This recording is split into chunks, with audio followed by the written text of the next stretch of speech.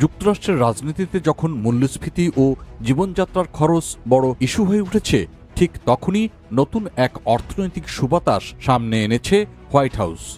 কারণ যুক্তরাষ্ট্রে ওষুধের দাম কমানোর উদ্যোগ নিয়েছেন প্রেসিডেন্ট ডোনাল্ড ট্রাম্প। যুক্তরাষ্ট্রের অর্থনীতিতে বিশাল প্রভাব ফেলতে পারে এই উদ্যোগ, আর এই নীতিকে সামনে রেখে মধ্যবর্তী নির্বাচনের আগে ভোটারদের আস্থা অর্জনের চেষ্টা চলছে বলেও মনে করছেন অনেকে।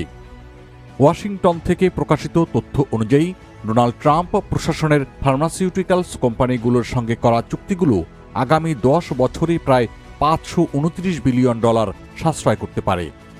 দ্য হোয়াইট হাউসের অর্থনীতিবিদদের এই বিশ্লেষণ ইতিমধ্যে আলোচনার কেন্দ্রে এসেছে, যদিও বিরোধী ডেমোক্রেটরা এই হিসাব নিয়ে প্রশ্ন তুলেছেন এবং এর স্বচ্ছতা নিয়েও সন্দেহ প্রকাশ করেছেন। প্রেসিডেন্ট ট্রাম্প নিজেও এক সমাবেশে বলেছেন, এখন যুক্তরাষ্ট্রে ওষুধের দাম বিশ্বের যে কোনো দেশের তুলনায় কম। তার ভাষায় এই সাফল্যই আসন্ন নির্বাচনে জয়ের বড় কারণ হতে পারে।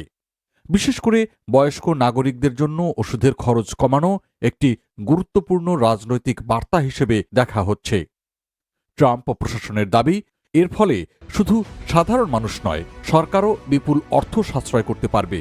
বিশেষ করে মেডিকেইড কর্মসূচির মাধ্যমে কেন্দ্রীয় ও অঙ্গরাজ্য সরকার মিলিয়ে প্রায় $64 মিলিয়ন সাশ্রয় হতে পারে।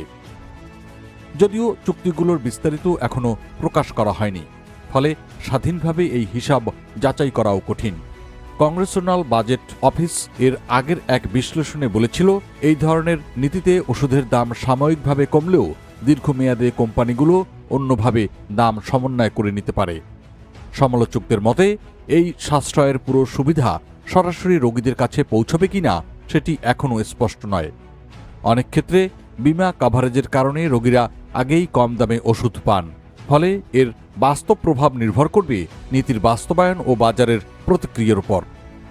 অন্যদিকে ডেমোক্র্যাট নেতা বার্নি স্যান্ডার্সের দপ্তরের এক প্রতিবেদনে বলা হয়েছে, এই চুক্তিতে যুক্ত কোম্পানিগুলোর মুনাফা বরং বেড়েছে।